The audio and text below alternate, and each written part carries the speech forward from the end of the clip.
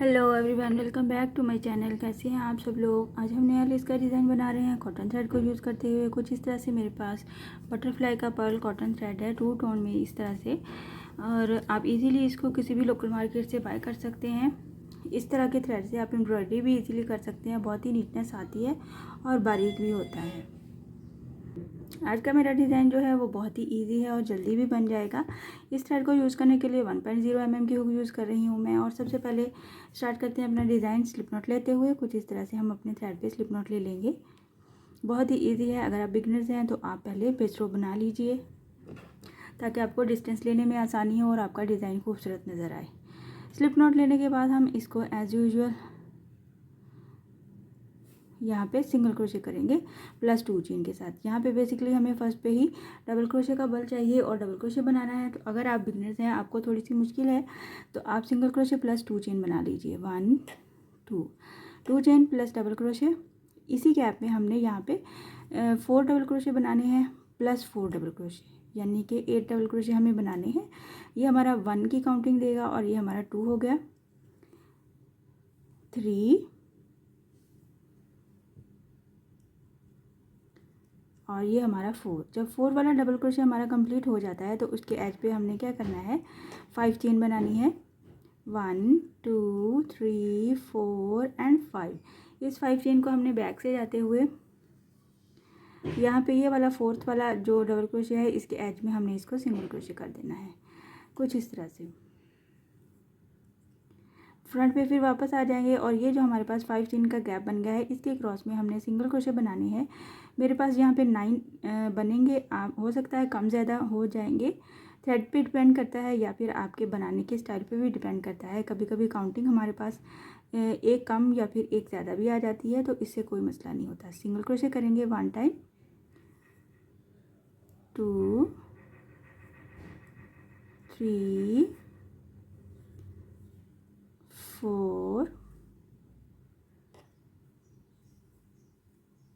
5 6 7 8 और ये 9। जब 9th कंप्लीट हो जाएंगे हमारे पास, यानी कि ये पूरा सर्कल हमारे पास कंप्लीट हो जाएगा। ये लास्ट 9th वाले सिंगल क्रोशे को हम यहाँ पे अटैच करेंगे। ये जो हमारा 4th वाला डबल क्रोशे नज़र आ रहा है इसके एज पे हमारे पास जो 2 लूप्स नज़र आ रहे हैं उसके क्रॉस में इसको एक बार सिंगल क्रोशे कर देंगे या फिर स्लिप स्टिच कर देंगे। कुछ इस तरह से हम स्लिप स्टिच करेंगे। इस तरह से ये हमारे पास इस तरह से इसकी एक साइड पे 4 डबल क्रोशे हैं, तो हमने नेक्स्ट भी डबल क्रोशे बनाने हैं 4 टाइम। एक ही गैप में हम बनाएंगे। फिर से 1 2 3 और ये 4 प्लस 4 और सेंटर में हमें ये 5 चेन का सर्कल बनाना है।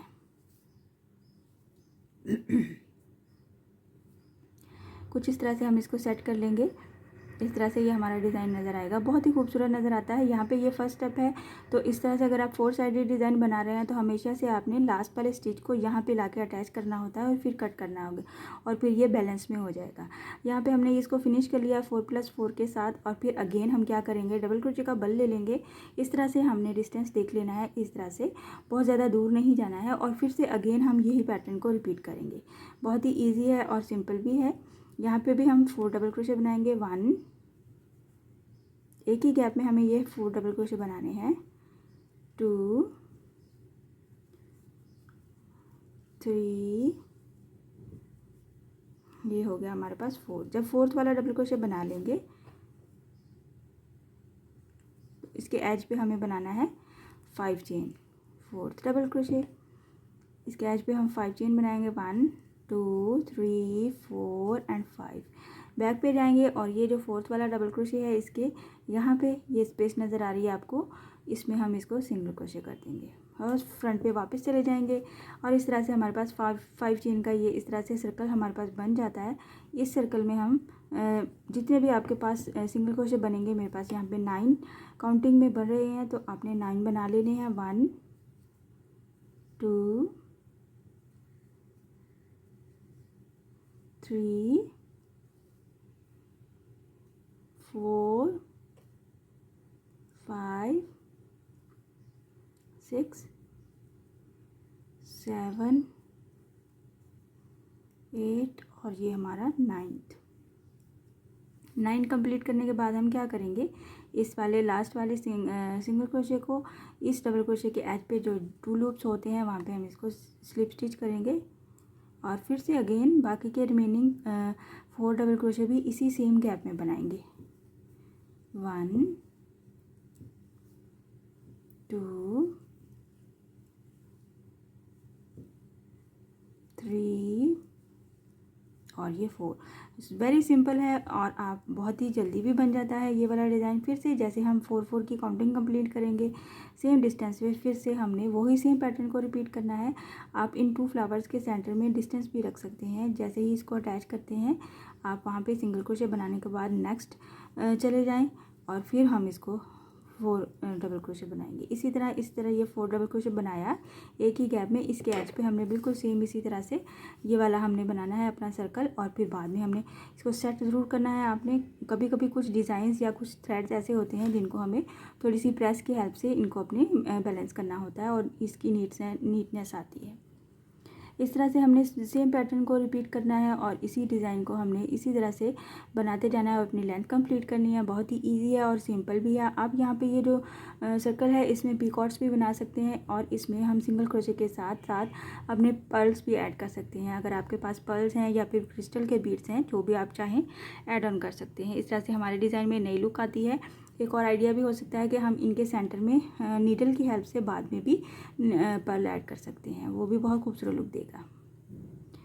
इस तरह से ये हमारे डिज़ाइन की लुक है और एक बार मैं इसको थोड़ी सी फाइनल लुक भी बना के शो कर देती हूँ आपको, ताकि आपको आइडिया हो जाए हमारा डिज़ाइन बनने के बाद कैसा नज़र आता है।